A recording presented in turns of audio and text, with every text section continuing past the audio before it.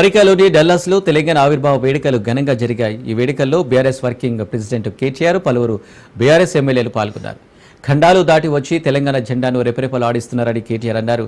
అన్ని రంగాల్లో తెలంగాణ బిడ్డలు రాణిస్తున్నారని కేటీఆర్ కొనియాడారు. ఉద్యమ కాలంలో తెలంగాణ ఎన్ఆర్ఐలు వేల మైళ్ళ దూరంలో ఉన్న తెలంగాణ సంస్కృతి మర్చిపోలేదన్నారు. అమెరికాలో ఉన్న ఎన్ఆర్ఐలను చూసి తెలంగాణ సమాజం గర్వపడుతుందని కేటీఆర్ తెలిపారు.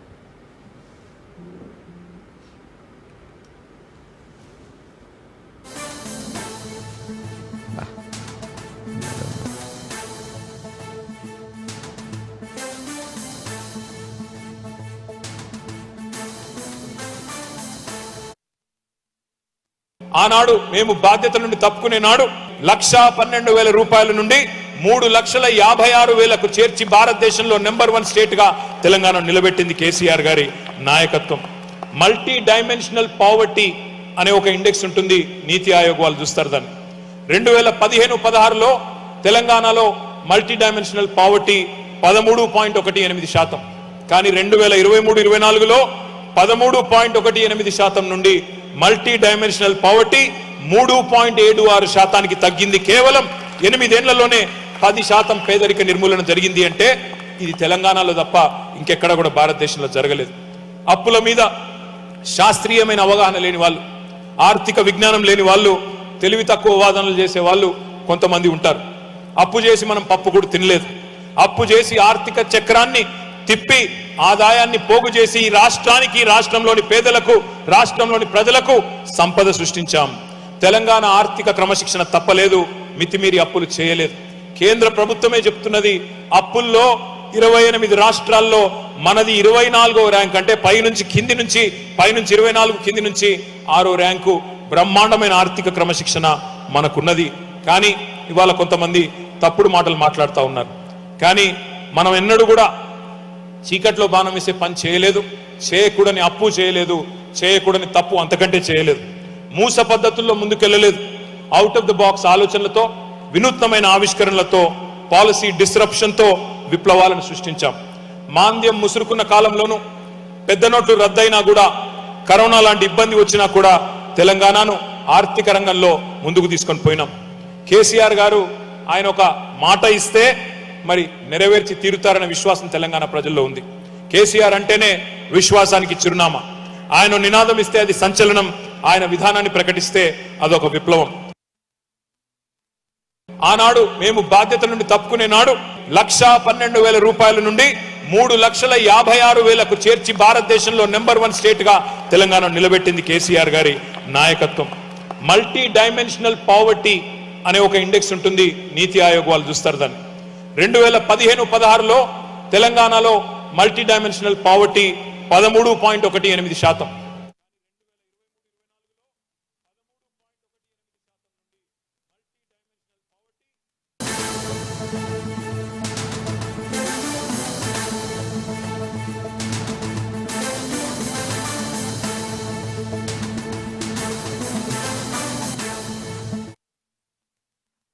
ఏపీలో రేషన్ బియ్యం పక్కదారి పడుతుంది. రేషన్ వాహనాలను తొలగించడంతో డీలర్లు అక్రమ దందాలకు తెరలేపారు. ఇంటింటికి రేషన్ పంపిణీలో అవినీతి జరుగుతుందని కూటమి సర్కారు వాహనాలను నిలిపివేసింది. రేషన్ షాపులను కూటమి సర్కారు తిరిగి ప్రారంభించింది. రేషన్ షాపులు తెరిచిన ఒక్క రోజులోనే పీడీఎస్ రైస్ ను అక్రమార్కులు తరలిస్తున్నారు. విశాఖలో రేషన్ బియ్యాన్ని తరలిస్తున్నారు. అక్రమంగా పీడీఎస్ బియ్యం రవాణాను రేషన్ వాహనాల డ్రైవర్లు అడ్డుకున్నారు. పీడీఎస్ రైస్ ను పోలీసులు అప్పగించారు.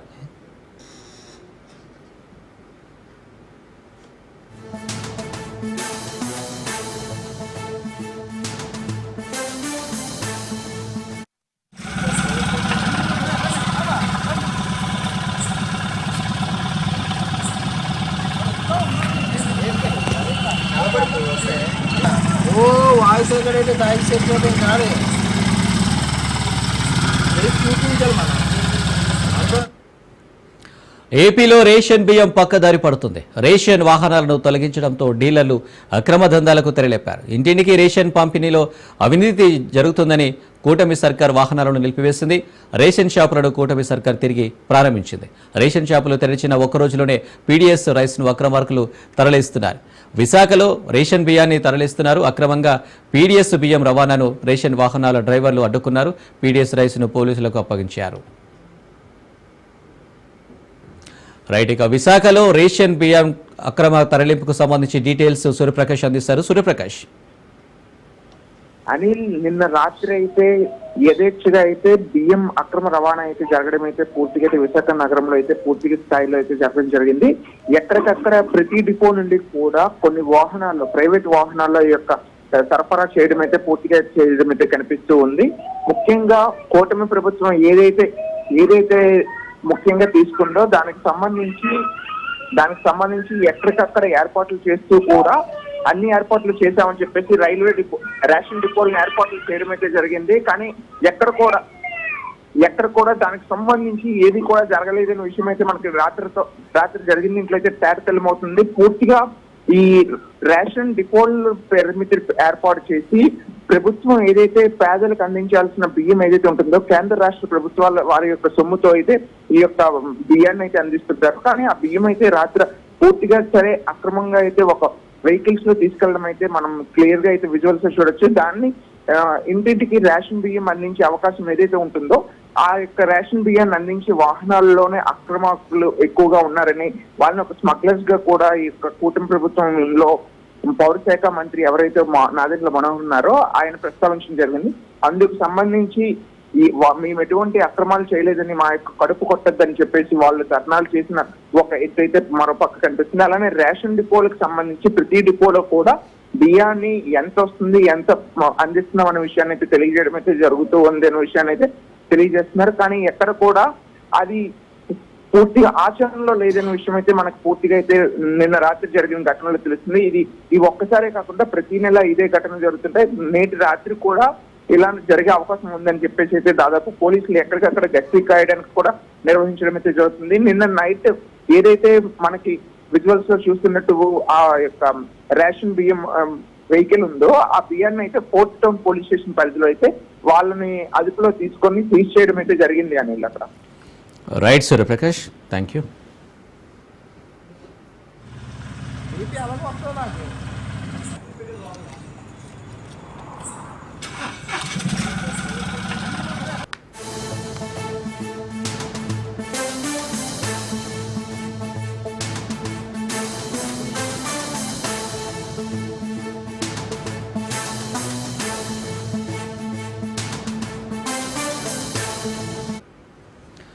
Breaking news. BJP MLA Raja Singh కు మంగళహాట్ పోలీసులు నోటీసులు జారీ చేశారు.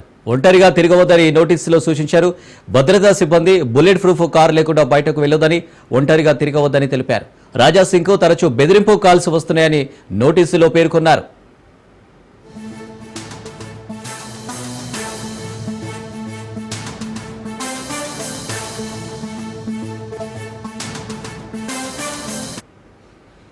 బీజేపీ ఎమ్మెల్యే రాజా సింగ్ కు మంగళహాట్ పోలీసులు నోటీసులు జారీ చేశారు. ఒంటరిగా తిరగవద్దని నోటీసులో సూచించారు. భద్రతా సిబ్బంది బుల్లెట్ ప్రూఫ్ కారు లేకుండా బయటకు వెళ్లొద్దని, ఒంటరిగా తిరగవద్దని తెలిపారు. రాజా సింగ్ కు తరచూ బెదిరింపు కాల్స్ వస్తున్నాయని నోటీసులో పేర్కొన్నారు.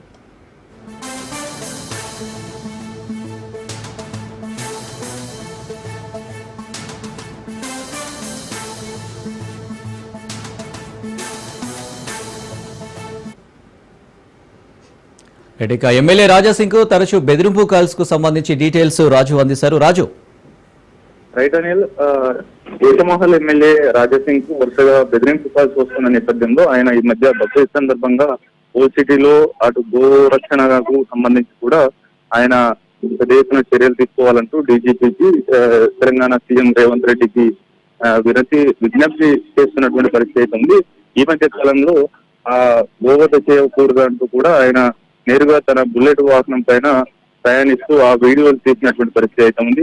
అయితే వితౌట్ సెక్యూరిటీతో ఆయన బయటికి రావద్దు, దాంతో పాటుగానే బుల్లెట్ ప్రూఫ్ వాహనాన్ని కూడా ఉపయోగించాలంటూ కూడా మరోసారి గోషామహల్ ఎమ్మెల్యే రాజా సింగ్ కు మంగళహట్ పిఎస్ సూచనలు చేసినటువంటి పరిస్థితి అయితే ఉంది. ఇప్పటికే ఎమ్మెల్యే రాజా సింగ్ కు అనేక బెదిరింపు కాల్స్ వచ్చాయి. ఈ నేపథ్యంలో ఆయనకు 1+4 భద్రతా సెక్యూరిటీ కూడా కల్పించినటువంటి పరిస్థితి అయితే ఉంది. అయితే దాంతో పాటుగానే ఆయనకు బుల్లెట్ ప్రూఫ్ స్కార్పియో వాహనాన్ని కూడా ప్రభుత్వం అందజేసింది. ఈ నేపథ్యంలో ఆయన ఆ వాహనాన్ని అలాగే సెక్యూరిటీని కూడా పక్కన పెట్టి ప్రయాణిస్తున్నందుకు మరోసారి సూచనలు చేసినటువంటి పరిస్థితి అయితే ఉంది. అయితే రాబోయే రోజుల్లో ఎటువంటి భద్రతా పరమైన లోపాలు రాకుండా ఉండేందుకు కూడా ఆ 1+ ఫ్లోర్ భద్రతా సెక్యూరిటీని కూడా ఎల్లప్పుడూ తన వెంట ఉంచుకునేలా ఆఫీస్ నుంచి ఇంటికి కానీ, ఇంటి నుంచి ఆఫీస్ కి, ఇతర ఏరియాల్లో కూడా పర్యటించే సమయంలో కూడా ఉపయోగించాలి. దాంతో పాటుగానే ఆ బుల్లెట్ స్కార్పియోని మాత్రమే ఉపయోగించాలనేది కూడా వారు సూచించినటువంటి పరిస్థితి అయితే ఉంది. Anil. Right Raju, thank you.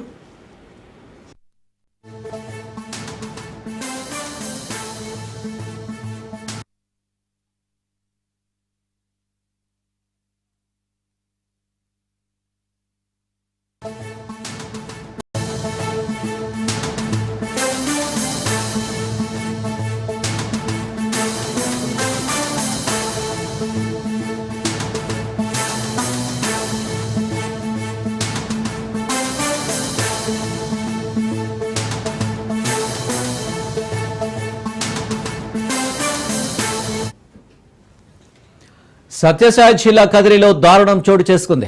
కుమ్మరవాండ్లపల్లిలో oh petrol bunk నిర్వాహకుడు దౌర్జన్యం వెలుగులోకి వచ్చింది. బంకులో పనిచేసే యువకుడి బట్టలు విప్పేసి స్తంభానికి కట్టేసి కొట్టాడు. అనంతరం రూమ్లో బంధించారు.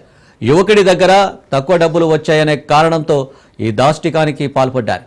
విషయం తెలుసుకున్న పోలీసులు యువకుడిని ఆసుపత్రికి తరలించారు. పెట్రోల్ బంక్ మేనేజర్ సత్యనారాయణను అదుపులోకి తీసుకున్నారు.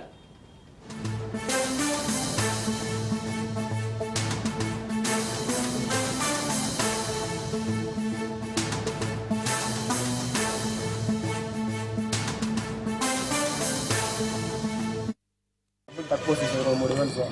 రూపాయలు వాడింది సార్. కట్టేసి కొట్టినారు సార్. ఎవరు కొట్టిండేది? నన్నే సార్. ఎవరు కొట్టింది? వాళ్ళు లోపల ఇద్దరు సార్. ఇద్దరు అమరా సార్. వాళ్ళు ఇద్దరు లోపల ఉన్నారు. ఎందుకు కొట్టినారు? డబ్బులు తక్కువ డబ్బులు తీసుకున్నారు. డబ్బులు మీరు తీసుకోలేదు సార్. డబ్బులు తక్కువ సార్ 3,000 సార్. రూపాయలు వాడింది సార్.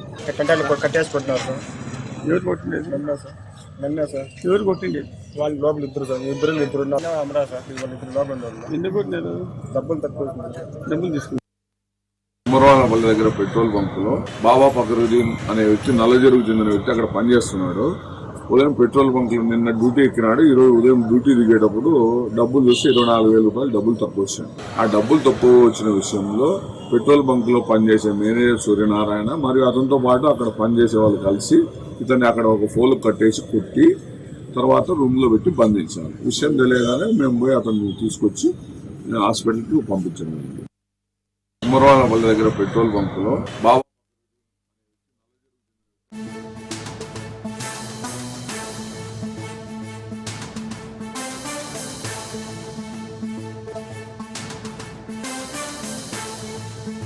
డబుల్ బెడ్రూమ్ ఇండ్ల పంపిణీకి గ్రహణం పట్టుకుంది. గత ప్రభుత్వం 5 ఏళ్ల క్రితం నిర్మించిన డబుల్ బెడ్రూమ్ ఇండ్ల పంపిణీకి ముహూర్తం కుదరడం లేదు. అర్హులను ఎంపిక చేయడమే పెద్ద సమస్యగా మారింది. దసరా, దీపావళి, సంక్రాంతి అంటూ గడువు పెట్టిన ప్రభుత్వం తాజాగా కొత్త మెలిక పెట్టింది.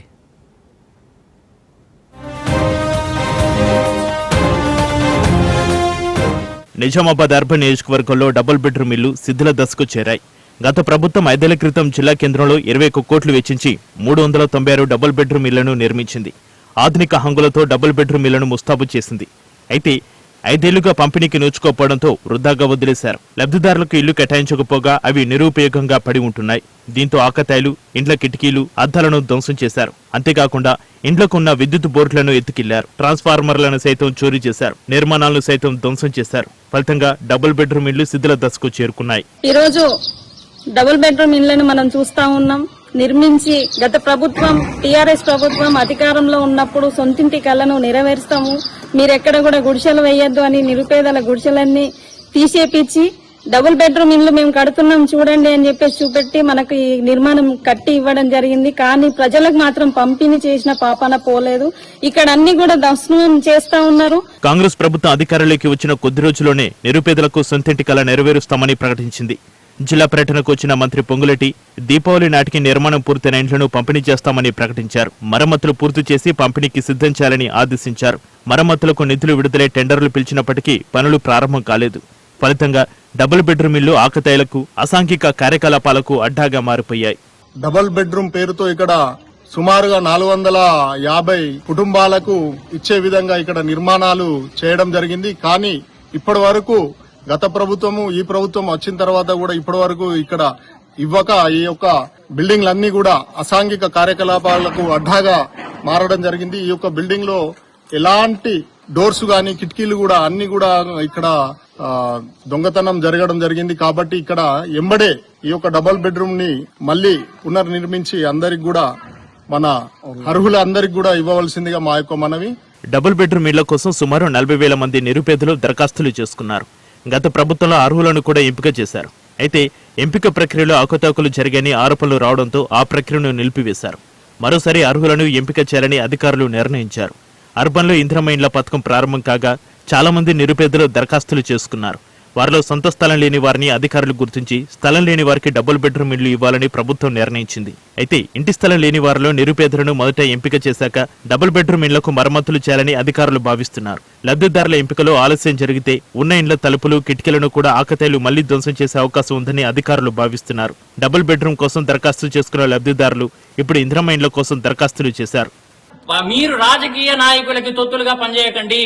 మీరు చూడండి వాస్తవాలు ఏది, నిజమైన పేదలు ఎవరు, నిజమైన ప్రజాధనాన్ని దుర్వినియోగం చేస్తున్నది ఎవరు, అధికారులందరికీ చెప్తాను, అయ్యా మీరు నిజంగా గవర్నమెంట్ మీరు ఇస్తే జీతాలు మీకు గవర్నమెంట్ ఇస్తలేదు, ప్రజాధనాలతోనే మీరు నెల 1వ తారీఖు రాత్రి 12 గంటలకు కిలుక్కుమనగానే మీరు ఏదో సంతోషపడడం కాదు, పేద ప్రజల జీవితాలను కూడా మీరు మార్చాల్సిన బాధ్యత మీరున్నది. మీరు చదువుకున్న విజ్ఞానులు, స్వతంత్రం వచ్చి ఇప్పటికి 78-80 సంవత్సరాలు అవుతా ఉంటే ఇప్పుడు స్వతంత్రం ఎట్లున్నదో అట్లనే బతుకుతున్నాం. ఇంకా మీరు ఎప్పుడు బాగుపరుస్తారు పేద ప్రజల ఇళ్లను? ఇవి కట్టిన ఇళ్లే కదా, ఇయ్యనికి మీకు ఏమైతున్నది? గత ప్రభుత్వంలో డబుల్ బెడ్రూమ్, ప్రస్తుత ప్రభుత్వంలో ఇందిరమ్మ ఇండ్లు ఇస్తానని ఆశ పెట్టడమే తప్ప లబ్ధిదారులకు చేకూరిందేమీ లేదు. ఇండ్ల పంపిణీకి అసలైన సమస్య అర్హుల ఎంపికే కానుంది. ఎప్పటికైనా ఇందిరమ్మ ఇండ్ల పథకం దరఖాస్తుదారుల నుంచి ఇంటి స్థలం లేని వారిని గుర్తించి త్వరగా లబ్ధిదారులను ఎంపిక చేయాలని కోరుతున్నారు. మరి దీనికి ఎంతకాలం పడుతుందో చూడాలి. తెలంగాణ శాసన మండలి ఆవరణలో రాష్ట్ర అవతరణ దినోత్సవ వేడుకలు ఘనంగా జరిగాయి. మండలి చైర్మన్ గుత్తా సుఖేందర్ రెడ్డి జాతీయ జెండాను ఆవిష్కరించారు. ఈ కార్యక్రమంలో ఎమ్మెల్సీలు విజయశాంతి, అద్దంకి దయాకర్, వాణిదేవి, రవీందర్ పాల్గొన్నారు.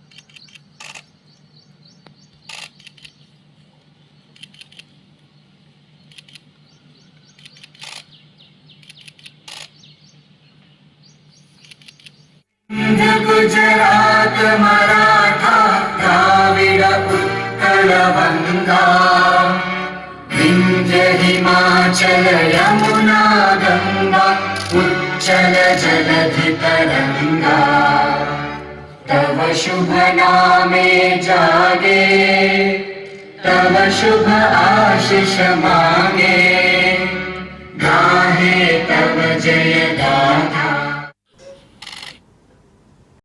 చాలా ప్రాంతాల్లో ఎండాకాలం వచ్చిందంటే నీటి గడగట. అలాంటి పరిస్థితే కామారెడ్డి జిల్లాలోని పలు ప్రాంతాలను తాగునీటి కష్టాలు వెంటాడుతున్నాయి. బోర్లు ఎండిపోయాయి, ట్యాంకర్లతో నీటి సరఫరా చేస్తున్నారు. కానీ అదే జిల్లాలోని ఓ గ్రామంలో మాత్రం పుష్కలంగా నీటి నిల్వలున్నాయి. మండుటెండల్లోనూ గంగమ్మ ఊబికి వస్తుంది. నీటి కష్టాలు తెలియని పల్లె విజయంపై కథనం.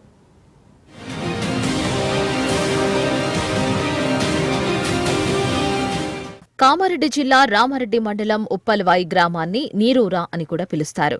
కూతవేటు దూరంలోని కామారెడ్డి పట్టణంలో ప్రజలు తాగునీటి కష్టాలతో ఇబ్బందులు పడుతుంటే ఉప్పల్వాయి వాసులు మాత్రం నీటి కష్టాలను జయించారు. ఒకప్పుడు తాగునీటి కోసం ఎన్నో ఇబ్బందులు పడ్డ ఈ గ్రామస్తులు ఇంటికో ఎంకుడు గుంత ఏర్పాటు చేసుకుని వర్షం నీటిని ఒడిసిపట్టారు. పైగా ఇంటికో చేదబావి తవ్వించుకున్నారు. వేసవిలో చాలా చోట్ల భూగర్భ జలాలు పాతాళానికి పడిపోతే ఈ గ్రామంలో మాత్రం 4 ఫీట్ల లోపు పాతాళ గంగమ్మ ఉబికి వస్తోందని చెబుతున్నారు గ్రామస్తులు. కొద్దిపాటి బోర్లు ఉన్నా ఇప్పటికీ నీటి అవసరాల కోసం బావులపైనే ఆధారపడతారు గ్రామస్తులు. అందుకే గ్రామంలో ఏ ఇంట్లో చూసినా చేదబావులే కనిపిస్తాయి. బోర్లు ఎండిపోయినా చేదబావుల్లో మాత్రం పుష్కలంగా నీళ్లు ఉండడం వల్ల గ్రామస్తులు హర్షం వ్యక్తం చేస్తున్నారు. ఏ కాలంలోనైనా బావుల్లో పుష్కలంగా నీళ్లు ఉంటాయని, ఇప్పటికీ చేదబావి నీటిపైనే ఆధారపడుతూ ఉంటామని చెబుతున్నారు. మా అమ్మ వయంలా నీళ్లు లేకుండా బాగా కష్టం ఉంటుండే. బాయిలల్లా మూట బాయిలల్లా ఆడ ఈడ ఎత్తుకచ్చుకుంటుంటుంది. నేను చిన్న ఉన్నప్పుడు కూడా మా అమ్మతో కూడా నేను కూడా నీళ్ళకి పోతుంటే అట్లా కష్టపడి ఆవుల చెల్లెళ్ళ బాయిలలో ఎత్తుకచ్చుకుంటుంటుంది. గతంలో అయితే మా జీతగాడు ఉన్నప్పుడు అప్పుడు బాయి తవ్వుకుందామని తవ్వుకున్నాం. తవ్వుకుంటే నీళ్లు పడ్డాయి. అప్పటి నుంచి ఇప్పటిదాకా మంచిగా మా ఇంట్లో సంతోషంగా నీళ్లు నల్లలు రాకున్నా కానీ మాకు ఎలాంటి ఇబ్బంది లేదు. మా శాదబాయిలో మస్తు నీళ్లు, అప్పుడప్పుడు బ్లీచింగ్ పౌడర్ పోసుకుంటాం, మంచిగా వాడుకుంటాము. ఫ్రెష్గా ఉంటాయి వాటర్. మాకు నీళ్ళకి ఏం కొదవలేదు. మా ఊర్లో కూడా మస్తు బాయిలు ఉన్నాయి. మాతో పాటు మా ఇంటింటికి బాయిలు ఉన్నాయి. మాకు నీళ్లకు మా ఊర్లో ఎట్లాంటి కరువు లేదు. ఉప్పల్వాయి గ్రామంలో మొత్తం 30 నుంచి 40కి పైగా చేదబావులు ఉన్నాయి. అన్ని బావుల్లోనూ 10 ఫీట్ల లోపు గంగమ్మ జల సవ్వడి చేస్తుంది. స్వచ్ఛమైన నీళ్లు పుష్కలంగా అందుబాటులో ఉండడంతో ఆ నీటిని తాగునీటి అవసరాలకు వినియోగిస్తున్నారు గ్రామస్తులు. విపరీతమైన ఎండలు ఉన్నా గ్రామంలోని చేదబావుల్లో పుష్కలమైన చల్లరి నీరు లభిస్తుందని చెబుతున్నారు.